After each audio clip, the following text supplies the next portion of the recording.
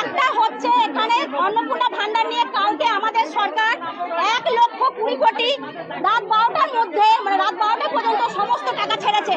যারা অনলাইন করেছে তাদের ঢুকেছে, যারা অফলাইন করেছে তারা ঢোকেনি। কিন্তু আমাদের এখানে কিছু কিছু জনসাধারণ ভাবছে যে সরকারের দোষ। আমি বলতে চাইছি এখানে আমাদের প্রধানমন্ত্রী মুখ্যমন্ত্রী সরকারের কোনো দোষ নেই। দোষ আছে পৌরসভার পোর্টালে নাম তোলেনি, তারা বান্ডিল বান্ডিল জমা করে রেখে দিয়েছে আমাদের সরকারকে বদনাম করার জন্য। তার জন্য বলছি তোরা গদি ছেড়ে দে, হয় তোদেরকে গদি ছাড়তে হবে, নাহলে জনগণকে জবাব দিতে হবে। জনগণের মাথায় ঢোকানো হচ্ছে এই সরকার ভালো নয়, এই সরকার 5 বছরের মধ্যে পাল্টে যাবে। আমি বলছি এই সরকার 50 বছর রাজত্ব করবে, এরপর 100 বছর রাজত্ব হবে, তারপরে যোগী আসবে, হিন্দুত্ব সংগঠন হবে, হিন্দু রাষ্ট্র হবে। আমাদের শ্রীরাম আছে, ছিল, সারা জীবন থাকবে। পৌরসভার চেয়ারম্যান এই পোর্টালে নাম তোলেনি, এমনকি অনলাইনে যারা করেছে তাদেরও নাম ওঠেনি।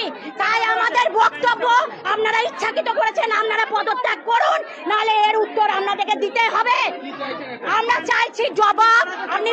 আপনি বাইরে আসুন, সমস্ত পোর্টালের নাম আমাদেরকে দেখানো হোক।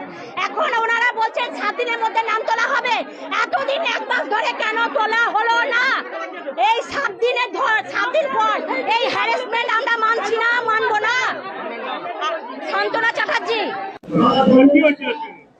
আজকে হয়েছে পৌরসভাতে যারা তৃণমূলের কর্মী তাদের টাকা ঢুকেছে, বাকি সাধারণ মানুষের টাকা ঢোকেনি। এটা পৌরসভার গাফিলতি, পৌরসভার কর্মীদের গাফিলতি, তার জন্য এটা হয়েছে। হ্যাঁ, তৃণমূলের রাজ এখনো চলছে, তারা এখনো পর্যন্ত তৃণমূলের হয়ে কাজ করছে। যে সমস্ত অফিসাররা রয়েছেন যারা কাজ করছেন এখানে, তারাও এটা করছে। তারা নিজেদের ক্যাম্প করেছিল, যারা যাদেরকে তো টাকা ঢুকে নিত, একমাত্র শুধুমাত্র যারা তৃণমূলের লোক তাদেরই টাকাটা ঢুকেছে, বাকি সাধারণ মানুষের টাকা ঢুকেনি। এখন এটাকে চেঞ্জ করতে হবে, এটাকে বডিটাকে ভাঙতে হবে, নতুন ভাবে তৈরি করতে হবে।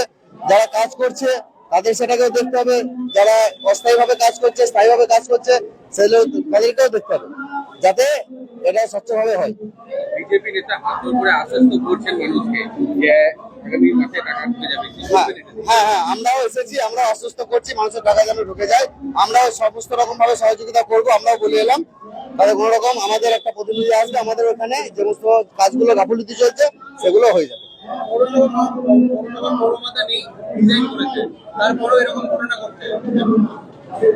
এটা দেখা যাচ্ছে, ওটা উপনেতৃত্ব ভাবছে কি করা যাচ্ছে।